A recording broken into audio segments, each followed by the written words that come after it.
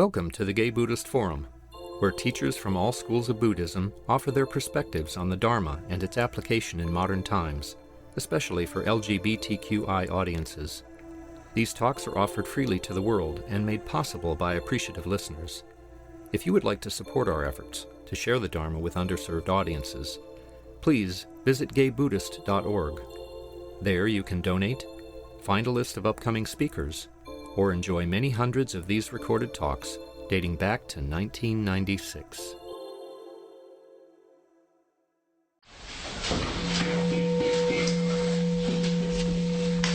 Welcome back.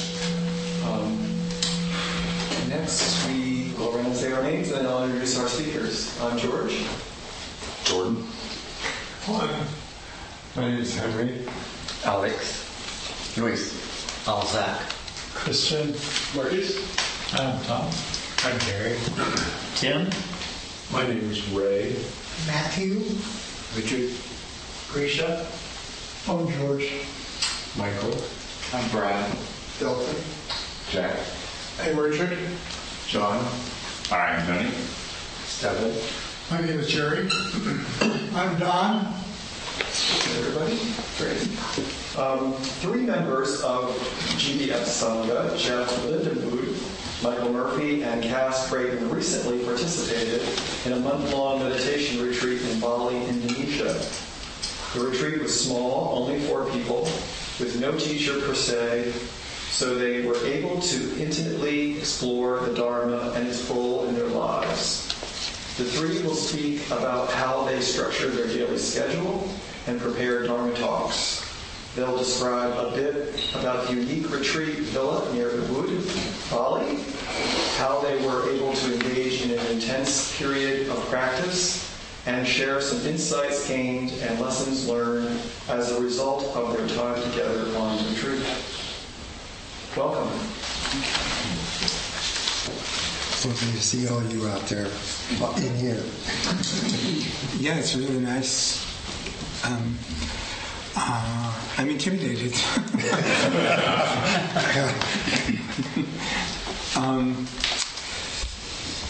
Okay, so I guess I'll start a little bit of background.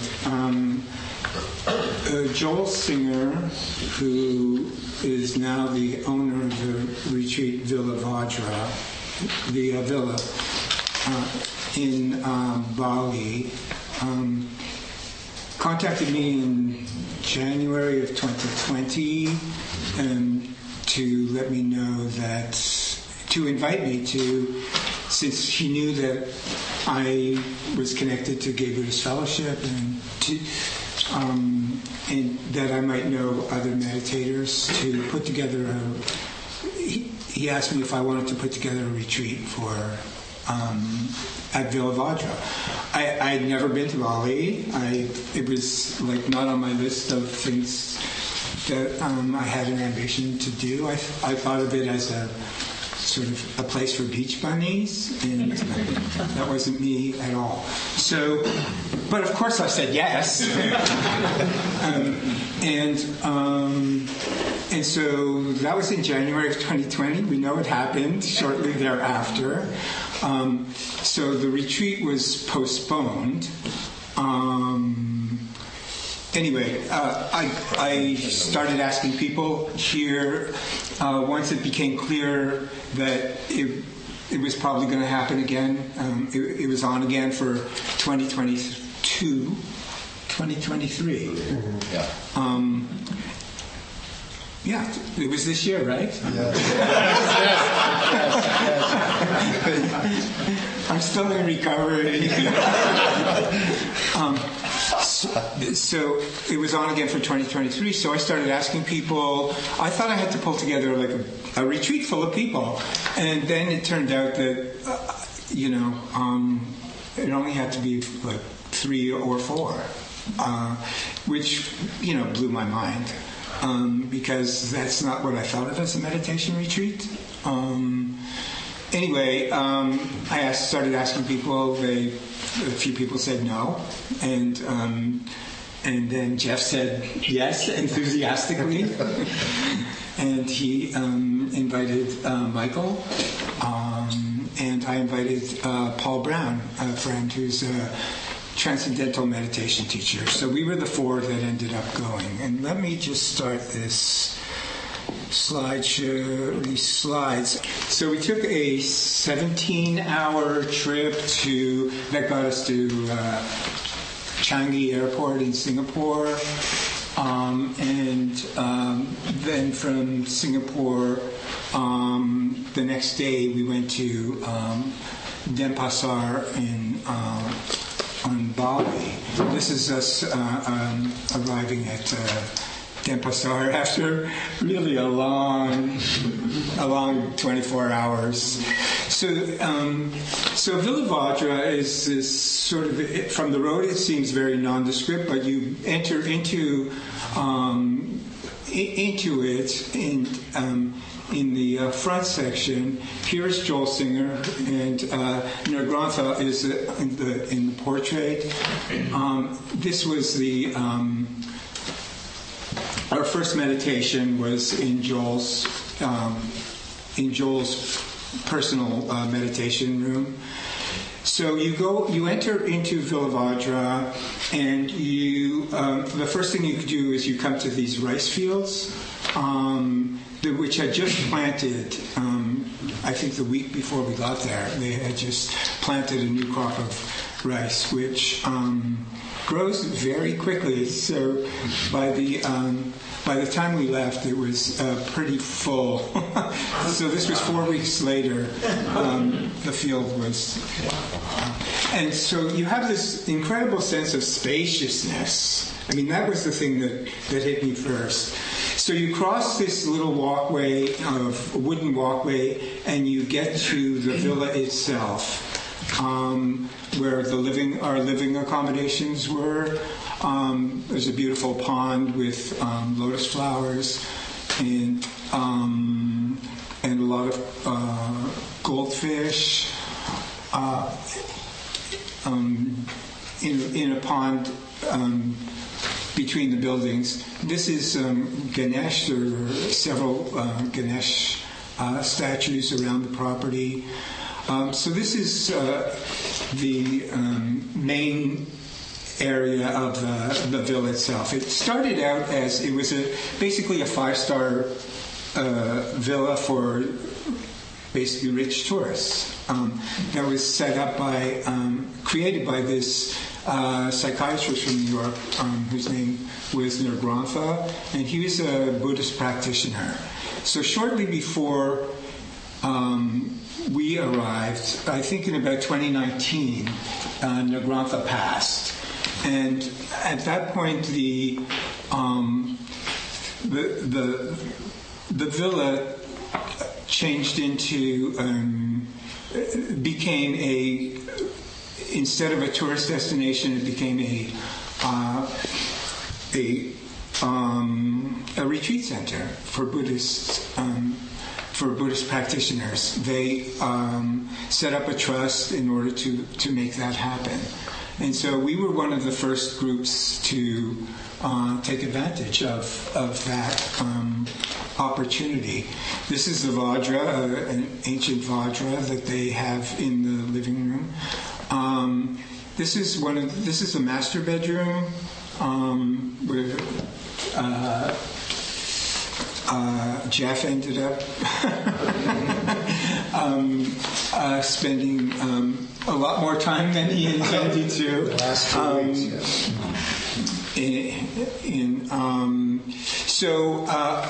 So once you pass through the living area, once you pass through the accommodations, which were incredible, and I've never had such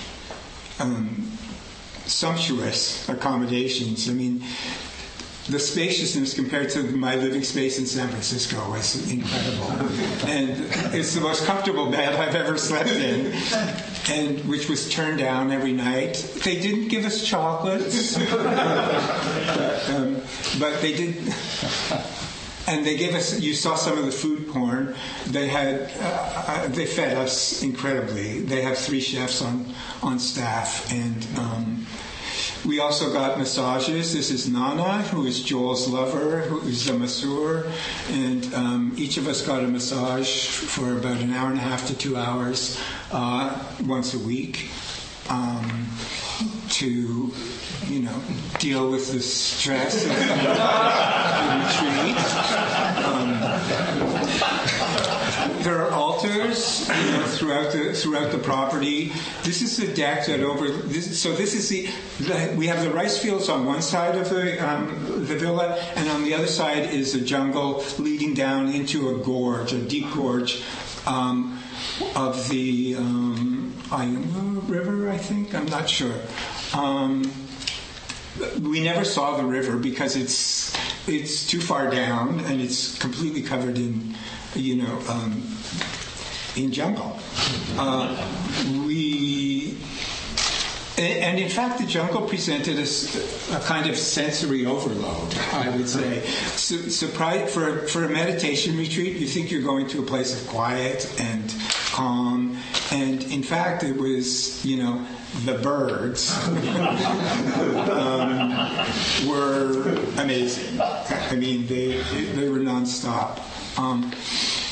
And this is so partway down the hillside to the gorge is the meditation hut, and that's where we meditated. We had a schedule of 6 meditations a day. I think 5 in the meditation hut, and then we each had private meditations in our own individual accommodations. We started out with the precepts. That was our first meditation. That was our first Dharma talk. Refuges and precepts. The refuges and the precepts that Jeff led us in.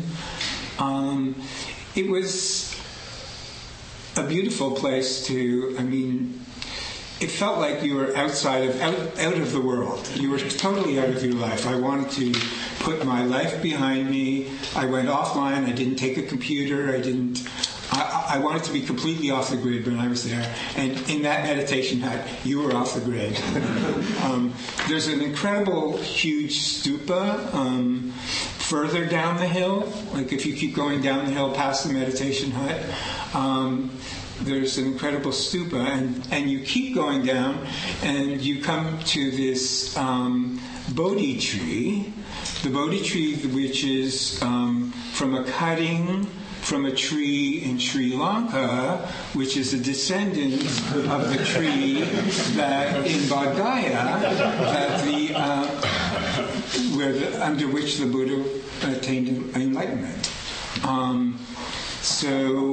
I have some of the leaves here that I'll share with you.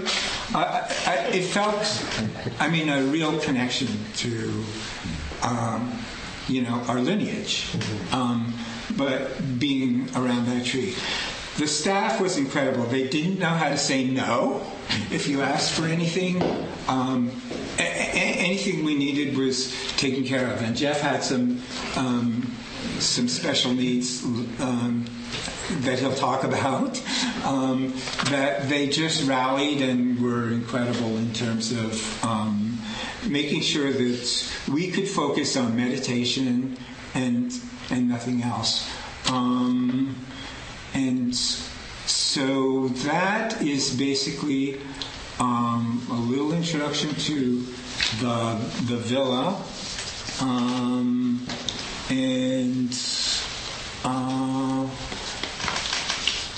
I don't know if if there's anything else I could say about that.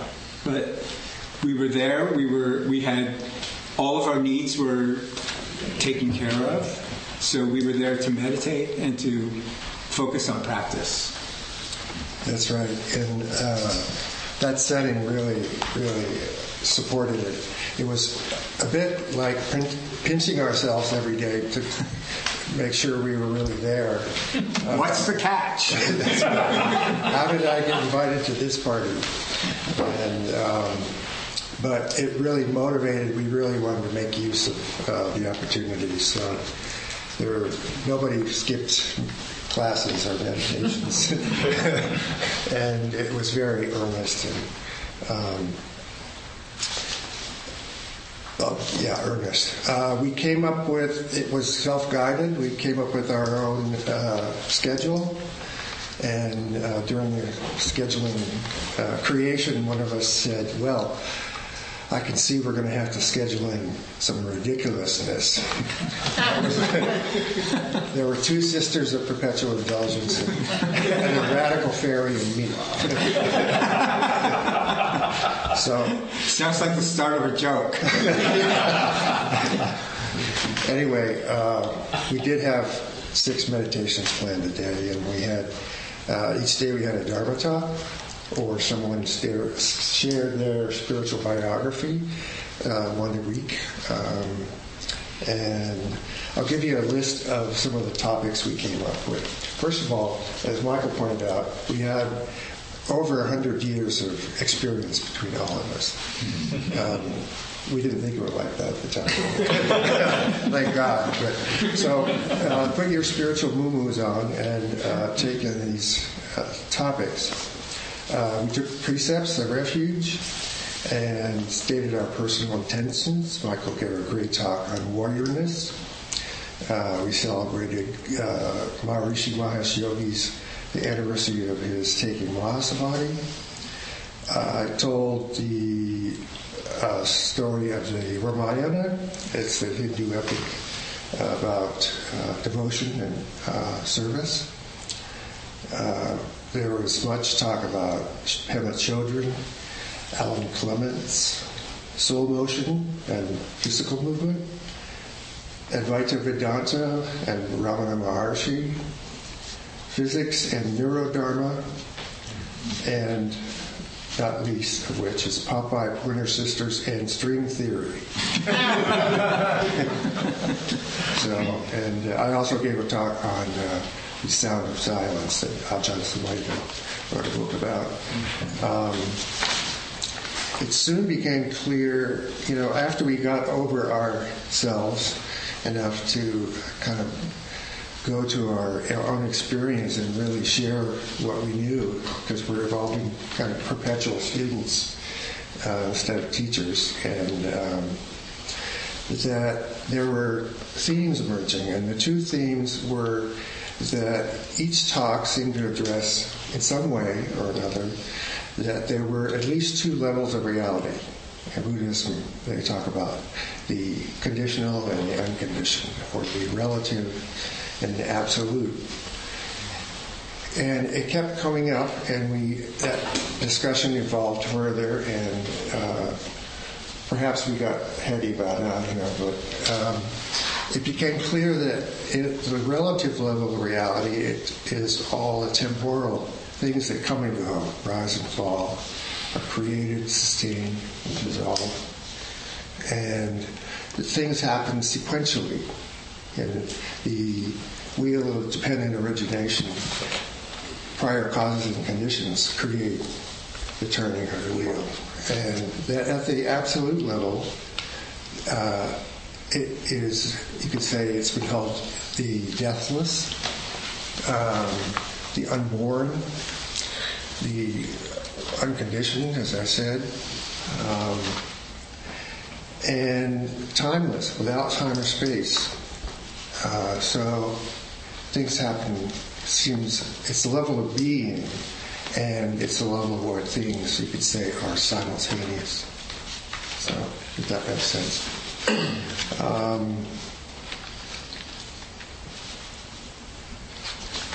On the 15th of February, halfway through the retreat, I don't know if you noticed the steps in the slideshow, but I fell down them.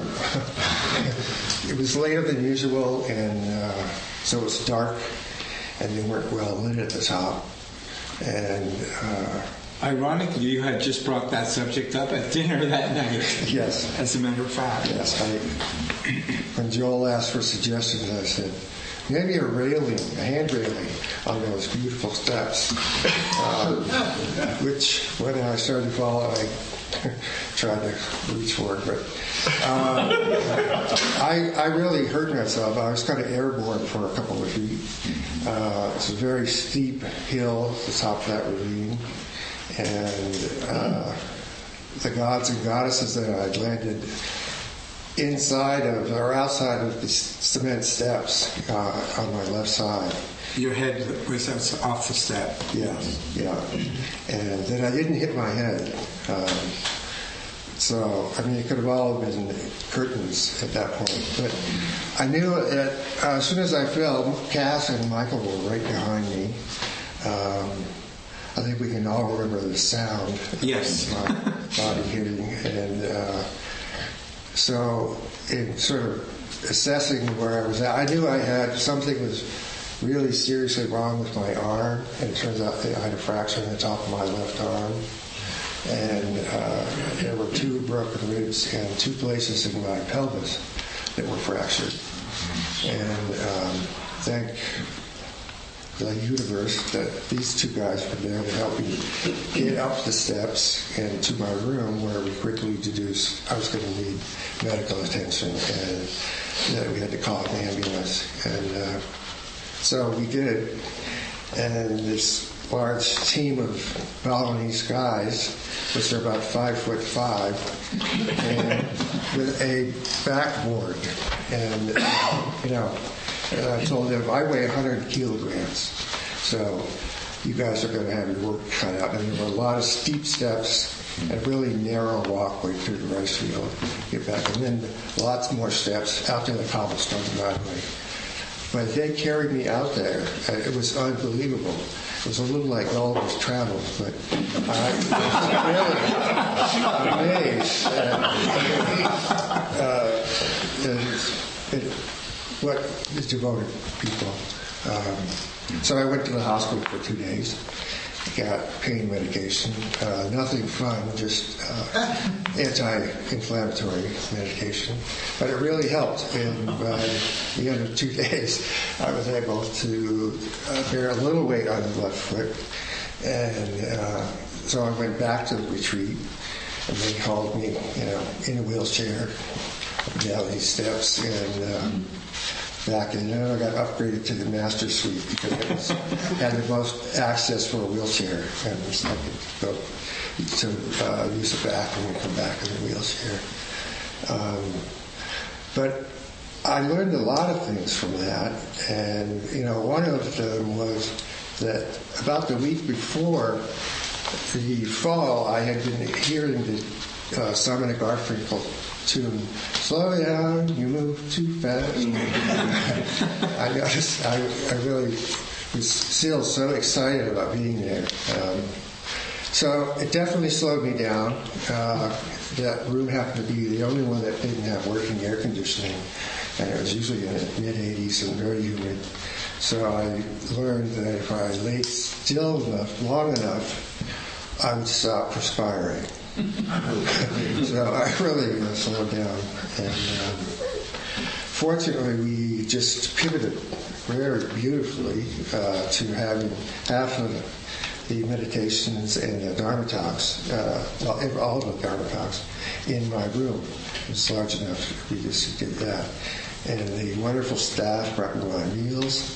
Room service. I had total room service. And then these guys were asking, "Do you need any more water? How's your coffee? Do you need any more coffee?" And Paul would come in and say, "You got any laundry to do?" I really had the experience of being taken care of. And as somebody who's been basically a caregiver my whole life, that was really overwhelming at first. It was really, brought tears to my eyes a number of times. I've always wondered, would people take care of me? If I was ill or in the hospital. And I had the experience, it was like a corrective emotional experience, that there could be people who would unconditionally be there and with helpful presence and words. So that was wonderful. Fortunately, we also, by the end, I was able to sort of hobble out with the shoulder of the staff there. And we had fortunately scheduled another week in a villa nearby. so that we had more time to kind of, integrate what had happened, and my leg had more time to heal, so that it was 3 weeks before we actually had to fly and take the 30-hour trip from Denpasar and spend overnight in Singapore, and then 50 more hours to SFR. And so, a few phrases kept coming to mind.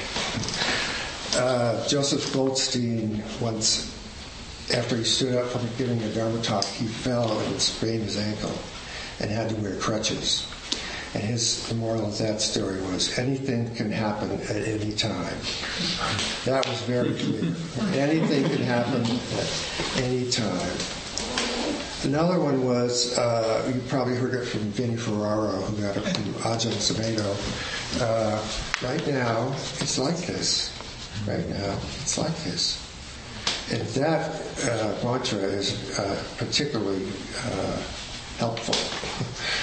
It's just helps accept what is. It doesn't imply that it's infinite and will go on forever.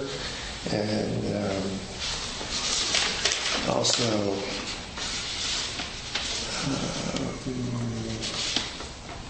the fact that you embraced that was really inspiring to me. That you embraced that idea of, right now it's like this. And I didn't expect texts from you. It was like, are we sitting at 6 o'clock in the morning when you got back from the hospital? And it was... and it was great that we could just, that you were, to watch you take this in and not like make you want to leave the retreat or do anything else. It's like, okay, this is happening now. Life goes on, and back to where we were. So it was an incredible opportunity for, I think, all of us to really engage in practice. It's like, well, this is not what I was expecting. It's, but this is what I'm experiencing. Yeah, I think I commented at the time that this idea of the second arrow in Buddhism, that Jeff he did not shoot the second arrow. He had this very painful, traumatic experience, but didn't add any additional stuff. So I think all of us were responsive rather than reactive, and that was, I think that was part of the benefit of practice. And it was a miracle that the ambulance could navigate the roads in Bali. I don't know if you've ever seen the roads in Bali, but they are packed with traffic.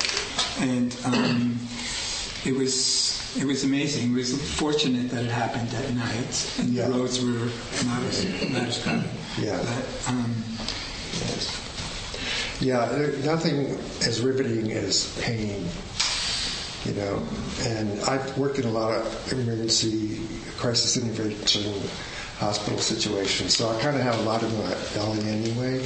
But being, as you said, shooting the second arrow seemed totally impractical, totally not the next best thing, and that I was halfway around the world, below the equator, and I became very solution-oriented. But I have to say that, again, thank God I didn't hit my head because I had my wits about me. But I felt like, in retrospect, that it was because I had started meditating, when I was 18 years old. And although my practice is it's been consistently irregular, it's been pretty solid the last few years, and I've done a number of retreats. And I felt it was palpable that these practices work. And I can't say enough about that. So, how are you now? I can get my arm all the way up here, and my leg doesn't bother me. I'm still going to physical therapy and going swimming with John in the back. And it's been, if you would have asked me in February if 11 weeks from then I would be walking around and driving, I wouldn't have believed you. So it's been, I'm very fortunate. So I'm going to backtrack a little bit. First of all, it's so lovely to be here and see your faces. I am one of those people who, returning after a long absence, although I participated thanks to technology. But so I'm going to backtrack and talk a little bit about preparation, because I think how we had about a 9-month gestation period planning for the retreat.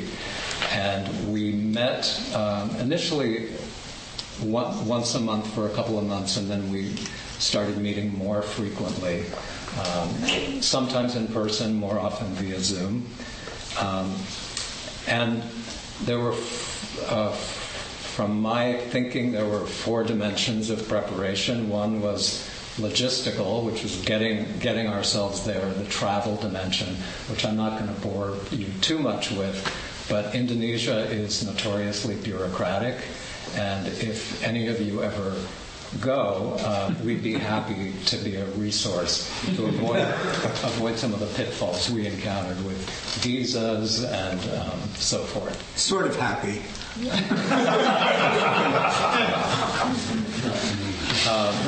So then there was the actual envisioning the retreat. What sort of retreat did we want to create? And part of that was getting to know one another's practice and sharing about how we practice. And as Cass mentioned, Paul Brown, the 4th retreatant, he was sort of in a different tradition and a different lineage. So, and that did impact the schedule to some extent, because my understanding is in the TM tradition there's certain hours where you don't meditate, like after sundown. So that was an interesting part of getting to know one another. And then we created a schedule that you saw a brief picture of the schedule. Then there was the group dimension, kind of cultivating a commitment to one another. One of us at one point during one of our meetings said, well, I'm just going to forewarn you, I'm going to have a meltdown at some point.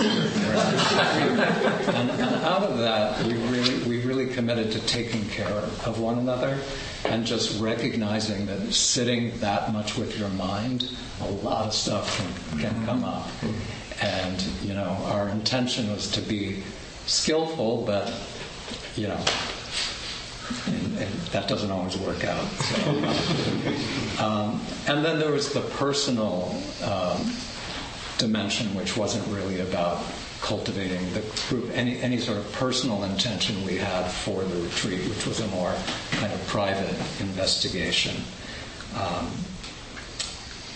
So there was this trust set up by Negrantha. There was somewhat of a vision of how the retreat would be, that it would be a primarily silent retreat. And so our commitment was to honor the wishes of that trust, to, as I said, to take care of one another, and also to create space in the schedule. For example, after dinner, we had a time of checking in about what was coming up in our practice, or if there were any sort of interpersonal dynamics. I'm sure you've all had experiences with traveling with somebody that, we all deal with anxiety in our own ways and being out of our habitual way of being.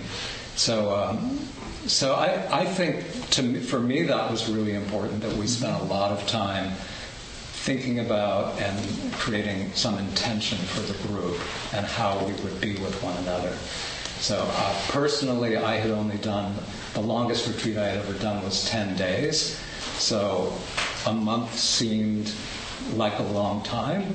However, at watching the rice grow, the sort of the dharmic metaphor of nature, the budding and the opening of the lotus flowers, the geckos on the shitting on me from so actually a month did not seem I was ready for more. Actually, I could have stayed longer, so I say that partly as encouragement. If your own minds think, oh my God, I could never sit with my mind for a month. There were so many fruits of doing that, which I think we'll probably get to talking about some more. And I still feel that, actually. I still feel I'd rather be in retreat than back in my own life. It's been, I think, difficult for me to let go of that was the retreat, and now how do I implement it into my life?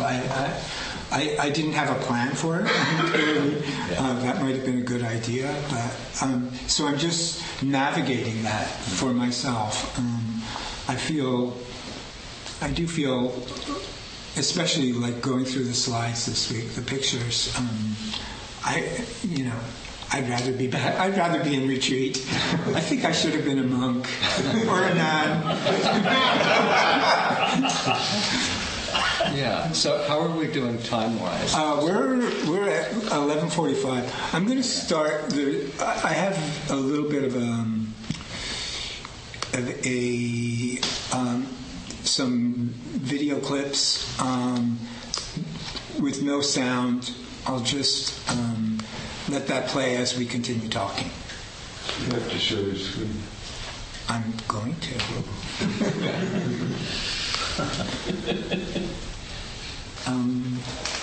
So you were saying. What do we want to cover? Because I think we probably have more than we're going to get through here.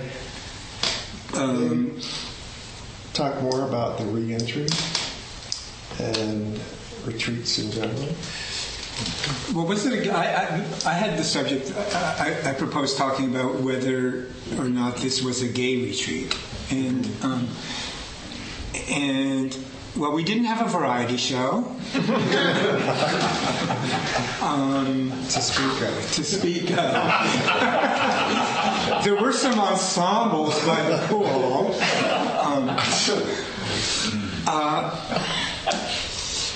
Well, one of the things that you said, Michael, that stuck with me is that retreats are not about self-improvement. And so I think for myself, it partly was about self-improvement. I mean, I was thinking about, a lot of the time when I wasn't sitting, I was thinking about what was working in my life, what wasn't working in my life, what I wanted to change when I got back. And what felt comfortable to be able to do that was I felt the overall presence of James Brayton, who was Joel Singer's lover when I first met him. James Brayton was an artist and a poet, a brilliant filmmaker, a radical fairy. He was a sister for a while. And he had this incredible sense of acceptance and self-acceptance that because of the connection with Joel, who now owns the villa, I felt his presence a lot. I mean, he was on his picture was on the altar when we had our first meditation. If I could just insert, you spoke about his incredible self-acceptance. One of his sayings was, "Adventure, not predicament." Right. Right. Exactly. Really think about that. That was with me a lot. And another thing that was with me a lot during the sittings, especially, was when my mind would start to wander, was nowhere else to be, nothing else to do. And it was just like, be here with the birds and the geckos and everything else. And keep everything else on hold. I was so glad that I didn't take my computer with me. I stopped taking photos at a certain point because it was taking me out of the retreat. It was, I really wanted to be in a silent retreat away from the world. Now, you're with a group of gay guys. It's not going to be that silent. Things have to come out, and so I think in that sense, there was sort of a gay playfulness that happened among us, like that might not be in a more traditional, might not have happened in a more traditional retreat, but I think it was more about us as people, not just the gay part of our identity. I think that was being explored for me. Yeah, Jeff mentioned that one of the themes being about the absolute and the relative. And for me, a lot of the retreat was about exploring right relationship of my ego to the larger self with a capital S. And for me, being more identified with that larger self is a lot about expanding identity and letting go of identity. So that place didn't feel particularly gay, but that felt more like the relative dimension. And there's no devaluing of the relative. We all have to deal with that. But for me, that was the great benefit of the retreat, was not taking things so personally, like just recognizing the right relationship of my ego to my life. So I'm super grateful for that. The open-heartedness and the generosity of the Balinese people and the people who worked at Vajra really spoke to me. I mean, I felt all the men were gay, It's like, you just, because that gentleness and that sort of attention, I feel are like qualities that, at our best, gay people, bring to the party. I have to say, after my injury, that it was very visible. I had an arm sling and I'd be in a wheelchair. And almost without exception, when I met Balinese people or the staff would come at first, they'd say, "I hope you get well soon. May you get well soon." Organic, everything organic. May you get well soon. Yeah. They had the greatest empathetic joy of a people that I've ever encountered. It was wonderful. Yeah. So, a word about... What questions? Yeah. Oh, yes. Go ahead. I just wanted to have you clarify, because I think maybe the group, not everybody in the group understands that through that trust, your accommodations and your food and everything was free, right? Yes. Freely given. It was freely given. I mean, we were given the opportunity to offer Dana ourselves at the end of the retreat. But yes, like the Dharma, it's freely given. Wow. Awesome. I just want to appreciate the fact that you created something like this. I think that there's something really powerful about friends doing a teacher-less, leader-less kind of a retreat in a way. It's like your own inner teacher is called for much stronger because you don't have that teacher, telling you and informing and teaching. So I think it's really powerful in that way, and in a way, it's what we're trying to do in our lives, right? When we return out of retreat. Right. But I was also curious about, because the experience of being in that culture which you're speaking about and on the land, and how you felt. I mean, you've spoken about this, but if you could say more about how the land itself contributed to the retreat and the eco-spirituality piece of it. I felt, of course, very grateful to arrive in Denpasar, but especially when we got to the villa and met Joel and he started showing us around, I felt that this sort of gentle tsunami was kind of washing over me of calmness, that there was a very calm, abiding energy about being there. The people were calm, the energy, there had been a lot of meditating there, but it just washed over me. It was very palpable. Yeah.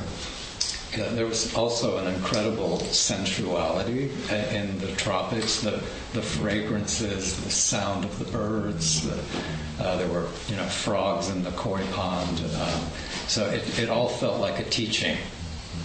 Yeah. Beautiful. Mm-hmm. Yes, Don. And the spaciousness, I would say, the spaciousness really spoke to me. It was like you really opened to your breath. I haven't been here for 15 years. It started in 1995. Thank you for that. How good it is to reconnect. I'm just sitting here kind of overwhelmed with the wonderfulness of this group. And well, boy, I've missed you. It's a symphony for me now. I'm 95, and wow. It's absolutely marvelous. The other thing, I'm remembering also when we first moved into this place, back in about 2000. A bit of technology now. But it was, and we didn't really know what to do with it. Thank you so much. Thank you. I think you kept it. Whatever. Thank you. Yeah, I thought about this group a lot too when I was there. It's like, oh, too bad they can't be here. Too bad. No.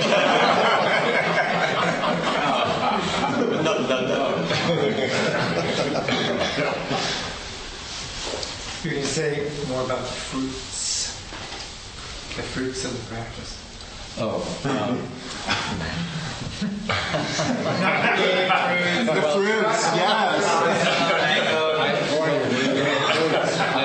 I'm going to just touch on this briefly because I don't think we have enough time, but Jeff, who I know as Bharat, we met in 1987 in graduate school, and so we have a very long history, and there was some stuff that came up between us during the course of the retreat, which we then talked about afterwards, and really, to me, that's where the rubber meets the road with practice, was I was able to hear him and be non-defensive, and we were able to have a kind of dialogue and get back to the love that we feel for each other rather than the irritation or the whatever it was. So, and for me, that is also part of identifying less with the small self, because I think that allows, if somebody's having a problem with me, that I can understand. It's like, yeah, I'm not perfect. I'm a fallible human being, rather than moving into defensiveness.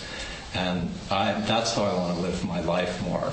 Show up and not defending my ego. Yeah. Mm-hmm.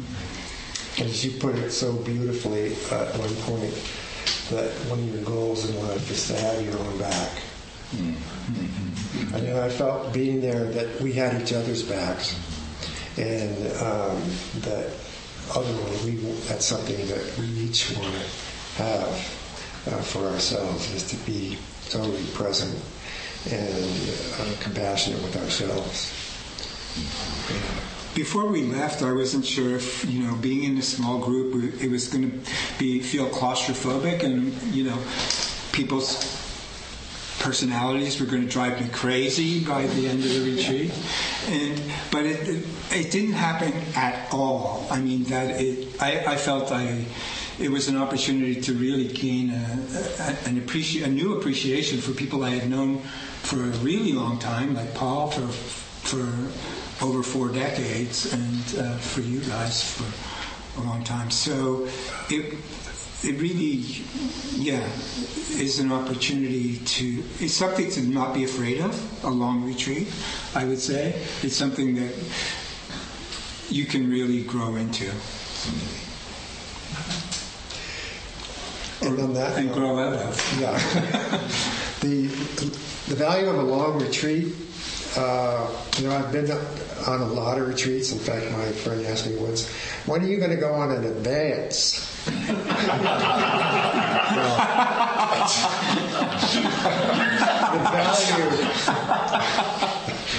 value of a retreat of this length. A teacher at the Shambhala organization told me once, many years ago, if you want to deepen your practice, go on a retreat that's at least 3 days residential, preferably 5.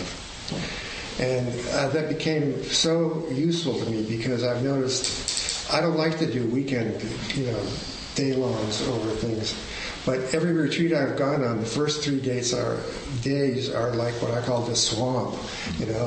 My inertia, my mind fighting,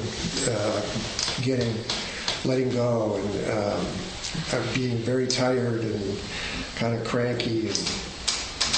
And about 5 days into it, then things start to, the clarity starts to come. But, each week had just new layers and layers of things that I felt notice about myself and my projections in the world and the world.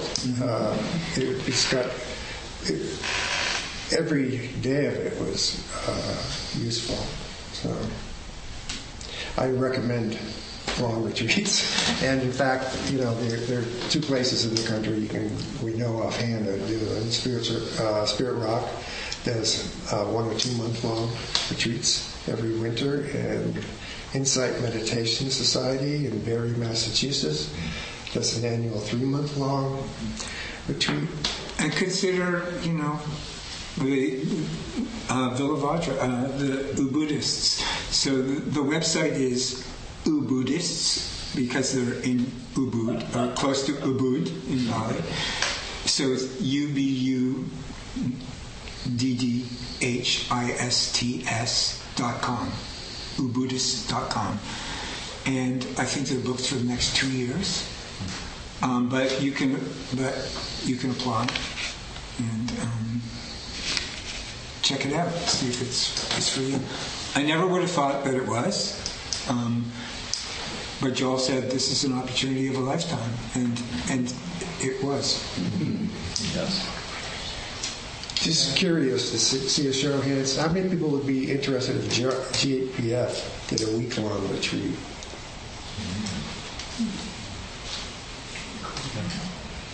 Great. Well, that's something we're going to talk about at the board meeting next week. Yeah. Thank you all very much.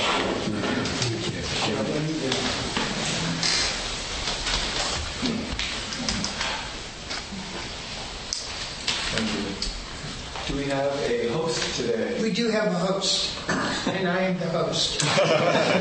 And out on the little credenza are snacks. Of course, there's tea. When you're done with your cups, just put them in the sink, and I'll take care of those.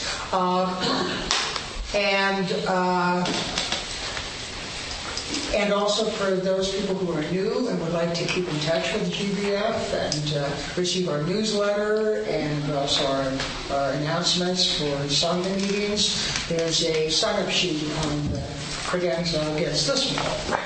I will also be passing around the Dana Bowl. Dana is the Pali word for generosity. And so it's through your donations that we're able to rent this space, give honorariums to our speakers, put together that newsletter that I mentioned before that goes out primarily to incarcerated the people who are incarcerated. And if you've ever read some of the letters they send us about the difference that having that connection makes in their lives, it's really a wonderful thing that we offer. And also, maybe someday, once upon a time, pre-pandemic, we used to have offer a monthly meal at the Larkin Street Youth Services that Clint would put together, and hopefully we can resume that too. So our suggested donation is anything from $10 to $20, but anything is gratefully appreciated. And at 12:30, sometimes people meet right outside the door to go out to lunch together. I just moved into a senior residence, so I came across a packet of about 40 or 50 newsletters from 2002 to 2006. Great. I could give them to Michael, because he was the editor. What's the editor that? Maybe someone else. Yeah, we should get them for our archives. There you are. One day you may all have to clean out the treatise that you have written. Yes. If we could circle back just for a moment about speaking of. It's amazing how good they were. I've recently been looking at one from 19. And the top one I put is by Donald Rothberg, who's slipped off. That's who's teaching our retreat this fall. Yeah. Speaking of retreat, I'll do a little plug for a retreat that I'm going to help run this fall in November 11th through 25. A journey to India with a very good friend and person who's been there much more than I have, which is a lot. And it's to an ashram in the south that will do intense mantra practice, and there will be pamphlets on the table outside. Thank you. Any other announcements? Okay, let's gather in a circle for the dedication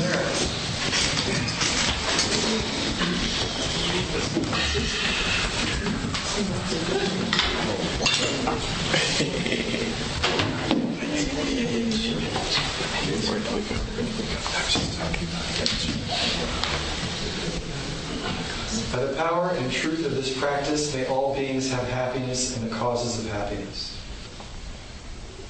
May all be free from sorrow and the causes of sorrow.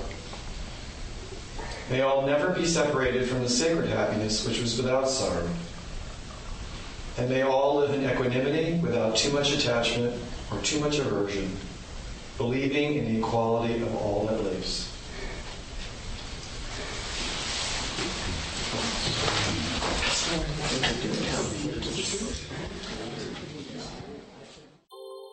Thank you for listening to the Gay Buddhist Forum. If you would like to hear several new talks per month and be notified of upcoming speakers so you can participate live, please subscribe to this podcast, like us on Facebook, and join our mailing list by visiting gaybuddhist.org.